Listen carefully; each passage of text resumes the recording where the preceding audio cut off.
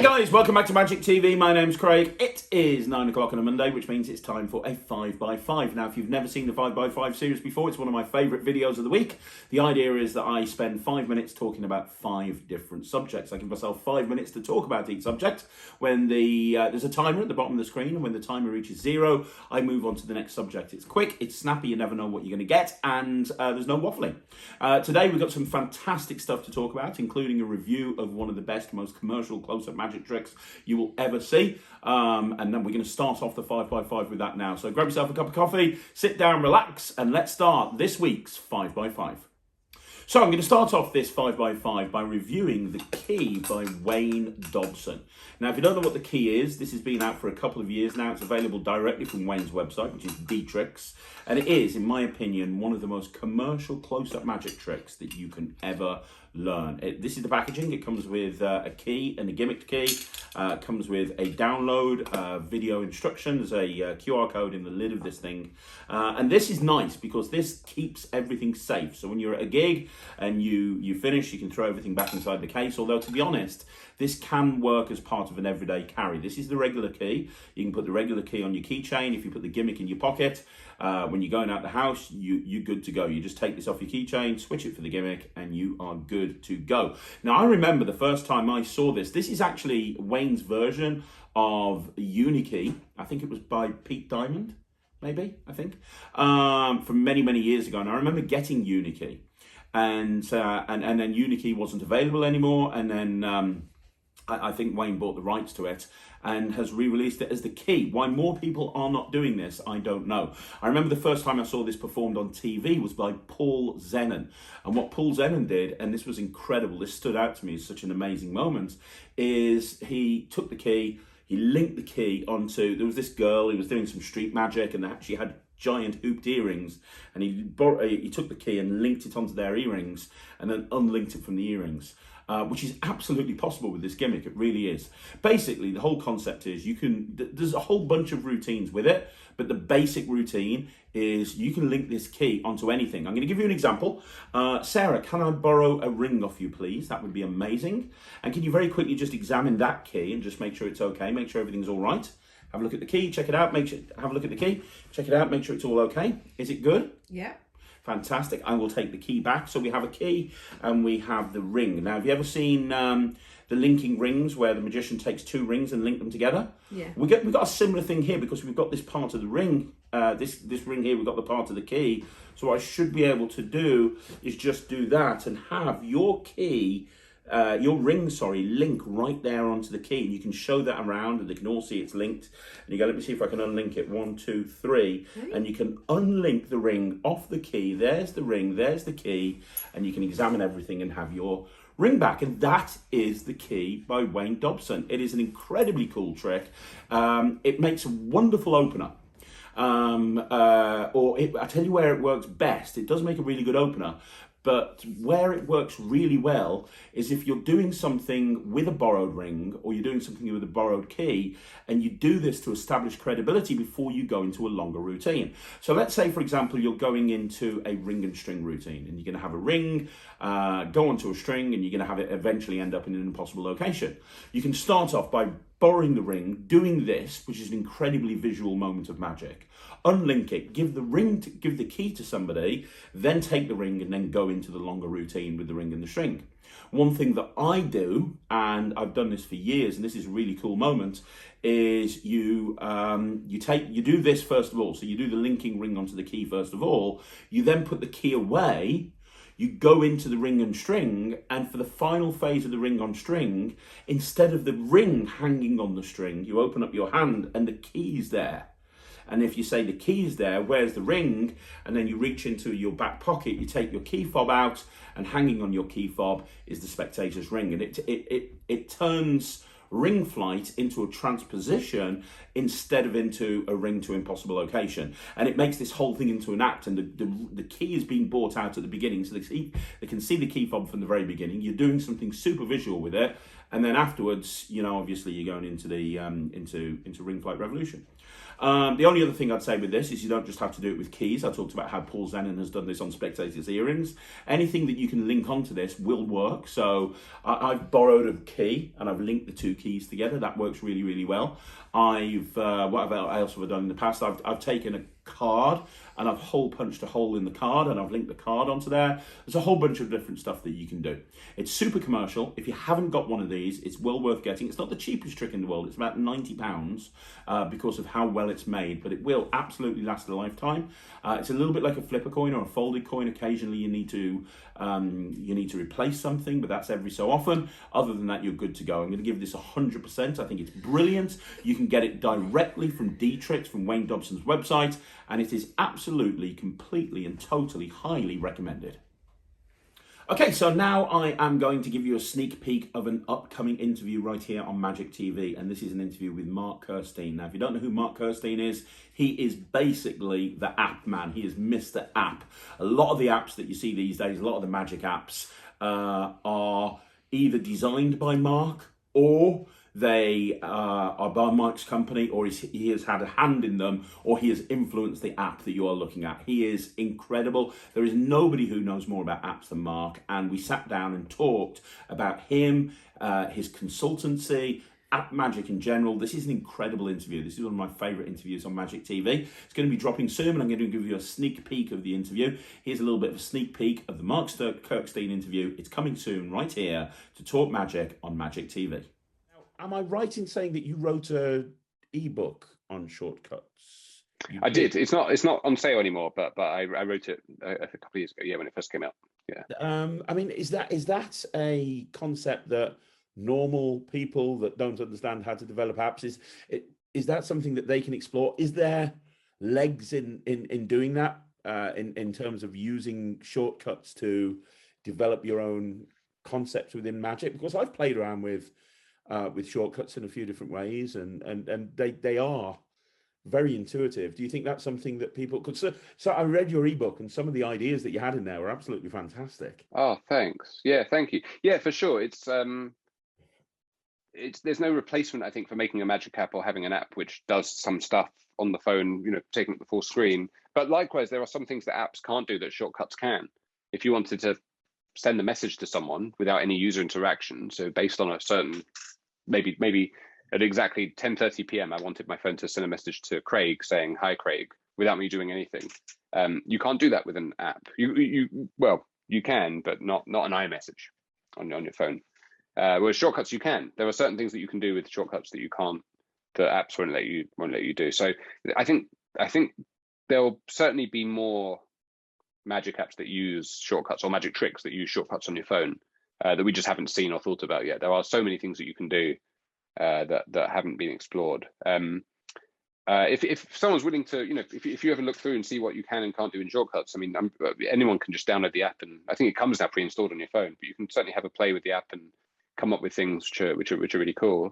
Yeah, my PDF was partly here's a bunch of tricks you can do, and also partly, you know, just kind of a PSA to magicians to check out the app and have a little look around, and here's how you make things, and here's a bunch of examples of things you can do. So you can play with having Siri say particular things to you. You can have your phone call people on command. You can have it do so many things, even you know, change text on web pages and do whole, you know, manner of things that are actually pretty cool. So yeah, I think we haven't seen the end of shortcut tricks. I think there'll be loads more that are really good. I mean, I think that they can also, it can tie into existing apps. So one thing that I've done with a shortcut, which is my favorite thing to use it for, and we talked about tap, I've set a shortcut up so that when I close tap down, which happens automatically when I do the thing, my phone automatically takes the last photo in my photo album and posts it to my Instagram stories. So now the spectator can go on their phone and they can look at my Instagram stories and they can see the prediction which, you know, is just kind of using that whole concept of shortcuts and just being able to take something and go, well, how else can you do this?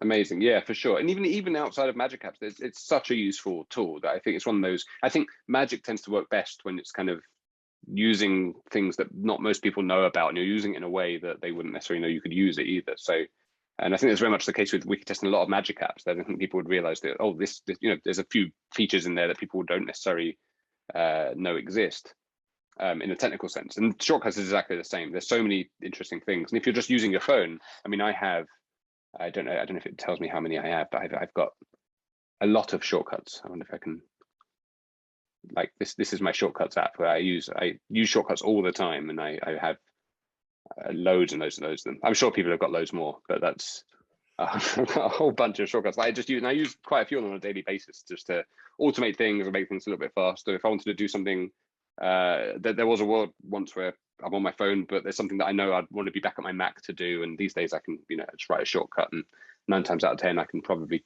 use my phone for it. So it's a really powerful app. It's coming to the Mac soon. By the end of this year, it will be on the Mac as well. So it might be easier to, if you want to make something, you can make it on your Mac and it will work on your phone. So I'm sure we'll see a big explosion of magic products that use shortcuts in one way or another, for sure.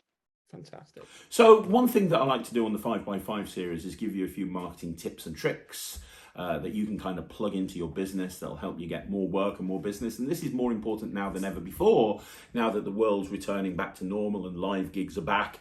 I think it's really important that everybody maximizes the amount of gigs that they can get. And when Netrix launches, there is going to be a lot of marketing advice on there, and there's going to be a lot of information for people how to get gigs. But I wanted to give you one tip right now, and it revolves around a question that so many people get all the time, which is, oh, can you teach me a trick? Have you ever been to a gig and somebody said, oh, can you teach me a trick? Or, oh, I'd love to show my mates down the pub a trick. Can you teach me a trick? Now, what's your reaction to that? What do you say when that happens? So be completely honest with yourself. What do you say? Do you go, oh, sorry, I'm really busy, or I'll show you a trick later on? Or do you spend a couple of minutes teaching them a trick? What do you do? Because let me tell you right now, this is a great opportunity to develop more business and create a warm lead. Because first of all, if somebody is asking you to teach them a simple trick, it means that they're into magic and they think you're pretty good. And anybody who's in that position might at some point want to use your services, be it for a private party, a wedding, whatever. So we're going to use this opportunity to basically put these people into a funnel where we can keep in touch with them, so that when they do need a magician or they meet somebody who needs a magician, they'll recommend you. So here's what you're going to do. This is the very simple strategy. You're going to spend the day doing this, but it's absolutely worth doing. It's not going to cost you anything other than time. You're going to go and you're going to create 12 videos. Which you're going to put up onto your YouTube video, and they're going to be unlisted videos on YouTube. And it's going to start the same way. It's going to go, hi, my name's Craig. I am a magician. If you're watching this, it's because you've met me somewhere and you've asked me to teach you a magic trick. Well, I'm going to go one step further. I'm actually teaching you 12 tricks over the next 12 months. These are really simple tricks that you can show all your friends and family. They take no skill whatsoever. Let's get going with the first trick. You're then going to perform the trick either to camera, or if you've got a friend with you, you can perform it to the friend, and then you can explain how the trick works. You're going to keep it very concise and try and keep it sub 10 minutes. And then what you're going to do is you're going to put that up on, and you're going to have a call to action at the end. So at the end, you're going to go, thanks very much for watching this video. Don't forget, if you need me at your event, whether it be, a private party, wedding, whatever, a corporate event, then please let me know. I'd be more than happy to help you. My details are in the description down below. And then what you're going to do is you're going to film 12 of these videos, and you're going to upload them onto YouTube as unlisted videos. So you're going to have 12 unlisted videos on YouTube, one every, so you're going to have 12 basically. And then you're going to title each one a different trick. Keep the tricks really simple, keep them public domain, so like the jumping rubber band, cross-cut force, something like that, and label them, put the title as like the best card trick ever for the cross-cut force or whatever, or amazing jumping rubber band, whatever it may be. So these are all going to go up on YouTube as unlisted videos. And then what you're going to do is create, I use a CRM called Infusionsoft. There's lots of different ways of doing it. A free way of doing it is something called MailChimp. You're going to create a series of 12 emails. And inside MailChimp and these various different platforms, you can have a timer. You're going to create 12 emails, and each email is going to have a 1-month timer on it. And what's going to happen is you're going to create a form, a web form, that puts a contact into this sequence. So when somebody fills in a web form, they will go into this sequence, and every month for 12 months, they're going to get an email sent out. And the email is going to be, hey, the first one's going to be, hey, I met you at an event, you asked to see a magic trick. Here's a link to a video. Don't share it around. Thank you very much. By the way, here's my website. If you need a magician, let me know. Then the second one's going to be, hey, I'm back again. I'm going to be doing 12 videos over the next 12 months. It's going to be like Hogwarts. This is your second video. This trick is called blah, blah, blah, blah, blah, blah, blah, blah, blah. Here's the link. Don't forget, if you need a magician, let me know. So we have 12 videos and you have a web form. You keep the web form on the home page of your phone. Then when you meet somebody at a gig, you go, in all honesty with you, I haven't got time to teach you a trick, but I do get a lot of people asking me this question. So if you give me your name and your email address, I'll drop you an email later on tonight. And that email address, that email will be a link to a video where I'm teaching you a really simple trick that you can show your mates. And not only that, every month for the next year, I'm going to send you another video as well. And by the end of the year, you're going to have loads of magic tricks that you can teach people. Everybody you meet at a gig is going to say, yes, please do that for me. And you're going to have all these people going into this MailChimp or CRM system. Every month you're going to be keeping in touch with them with videos, so that when they need a magician, when they're looking for a magician, when their friends are looking for a magician, who are they going to go to? They're going to go to somebody on Google, or they're going to go to the person that's sending them all those videos every month. It'll be you. Okay guys, so this is going to be another live performance video. A lot of people have been asking for more live performance videos on the 5x5, so that's what I'm going to do. And this is the egg bag routine that I put on a Magic Live a little while ago. I absolutely love the egg bag, and I had a few questions when I performed it to Reagan in the office, saying, would this work in a close-up environment where you're completely surrounded? And the answer is absolutely yes, it will. And this video is going to prove it to you. So this is a video of me performing Scott Alexander's routine for the egg bag. You can see it, I'm doing it in a garden setting. It's very kind of low-key and relaxed, but it's an incredible trick to carry around with you, because you just need to put the egg bag in your pocket with the egg, and you can do it anytime, anywhere. For people that think that this is only appropriate for stage, you're absolutely wrong. It works really well close up. Have a look at this performance video and you'll see that this works really well as a close-up routine. Every single rule of magic. There are 4 rules of magic that you should never break, and I'm going to break each and every one of these rules. And I need 2 people to come up and help me, so let me say, no way, no way, no way. Abby and Luke, Abby and Luke. Abby? And You have Luke. Luke. And Luke. Yeah, Luke. He's the reason you're here. Luke.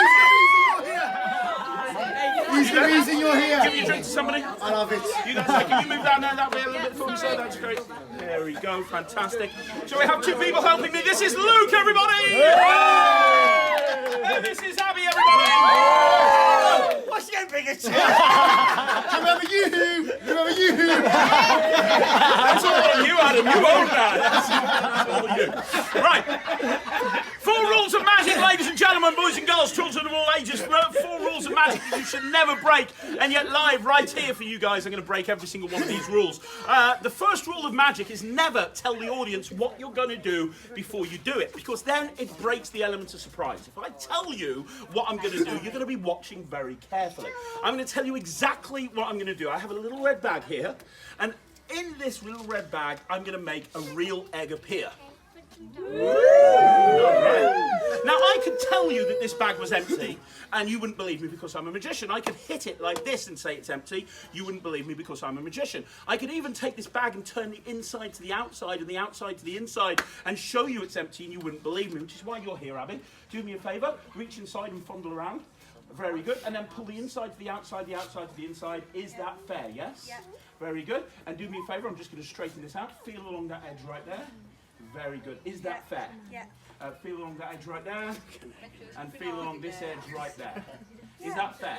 Yeah. Fantastic. Now, if you think I've cheated, I haven't cheated just yet. Now, this is what we do. We hold the egg, we hold the bag right here. All I have to do is reach into the air, take an invisible egg. I throw the egg in the air, I catch it in the bag. This is the magic move. Listen to this. It does the trick. And then what happens is you reach inside the bag, and when you reach inside the bag, hopefully, you reach in and you pull out a real egg. And massive round of applause. Hey! You look so confused. Now, that's rule number 1. Rule number 2. Rule number 2, you never repeat the trick, because the first time it's entertainment, the second time it's educational. But I'm going to do it again. First of all, do you see anything right there inside the bag? No. If I put the egg in there, do you see the white egg inside the red bag? Yes. Very good. Now, if I put my hand inside, let me ask you a question. Can you feel it? Be careful, it's fresh. Now watch very carefully. In order to do the trick again, I have to make that egg disappear. To make the egg disappear, all I do is this. Just like that, the egg has completely disappeared, and we are left once again with an empty bag. I know it's impressive. We're left once again with an empty bag, but here's what I want you to do. Once again, you are going to reach in, because I want you to make sure that this bag is now completely empty. So I want you to reach in, pull the inside to the outside to the inside. Is that fair? Say yes. Yeah. Fantastic. Now watch very carefully. Do not blink for a second. Nothing here, nothing here, nothing here. In fact, if you think I've cheated, I haven't cheated just yet. But watch this. It's the back that does the trick. And hopefully if I do this, I reach inside. Guys, the egg is back! It's incredible, isn't it? I know. One last rule of magic that you shouldn't break. You shouldn't tell the audience how the trick works. I will, however, teach you how this works. This is very, very simple. Well, I can't teach you how it works. I get kicked out of the magic circle again. So instead, what I'll do is I'll do the trick really slowly. I'll do the trick so slowly that you see how it works, okay? So first of all, really slowly. You ready for this? Yeah. Do you see the Do you see the white egg? I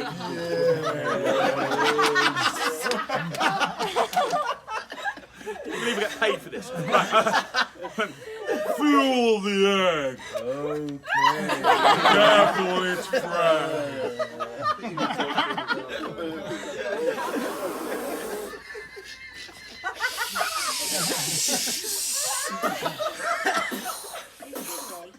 And the egg has disappeared. Thank you very much. Yay! Who saw where the egg went? Put your hand in the air if you did. Haha, screw you. Final rule of magic. This is the very final rule. The final rule of magic. Do you want to feel around again? Are you okay? Oh, you do? Thanks for helping. I appreciate it. One last thing. Your job here is very important. Okay. Because you have one last thing. By the way, if you think I've cheated, you can have a look inside the bag. Oh, you do? Is there anything inside there? No. You're going to do this final trick yourself. What I want you to do is stand in front of me right there like that. Stand in front of me. Very good. I'm just going to reach around. That sounds weird. Put your fingers inside the bag where my fingers were. Very good. And extend your hands like that. Very good. You are going to do the trick yourself. They're a big finish. Just pull it back slightly. And just make sure there's nothing in there. Nothing in there, right? Yeah. Very good. Extend your hands. In fact, this is so good, I'm going to come over here. So, you're going to do this yourself. All I want you to do right now is let go with your right hand. You had to think about that for a second. Show your hand empty, and with a flourish, reach into the air and grab an invisible egg. Then throw it towards the bag. Very good. Now with your other hand, I want you to do the...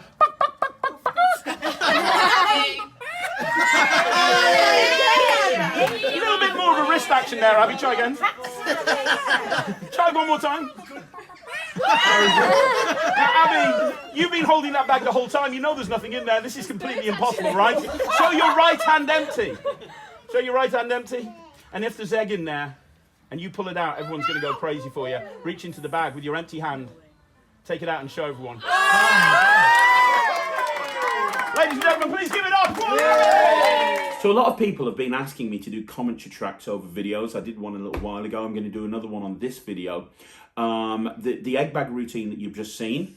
There was a few interesting things that were happening there. This is the first time I'd performed this routine since before COVID. I hadn't done it in a year and a half. And in the middle of the routine, I actually kind of lost my way a little bit. And I got around it and nobody actually realised. But there's a couple of displays that I would normally use in that routine that I didn't incorporate because I didn't kind of know what was going on. And it's because I hadn't performed it in about a year and a half. So there's a lesson there, which is make sure that if you haven't done a trick in a long time, you run through it a couple of times beforehand. But I think this would be a really interesting video to do a commentary track over so you can see exactly where things were going wrong and what I did to get out of it. So let's have a look at that egg bag routine again, but now we're going to have a commentary track over the top. So you can see right at the very beginning of the video, I'm getting everyone's attention. Notice I'm looking, I've got people all around me. I've got people at the sides, I've got people in front of me, and I'm going back and forth trying to get everyone's attention. And notice right from the very beginning, I'm bantering with the crowd. When I say no way, no way, there was a girl that was helping me earlier on with a close-up trick.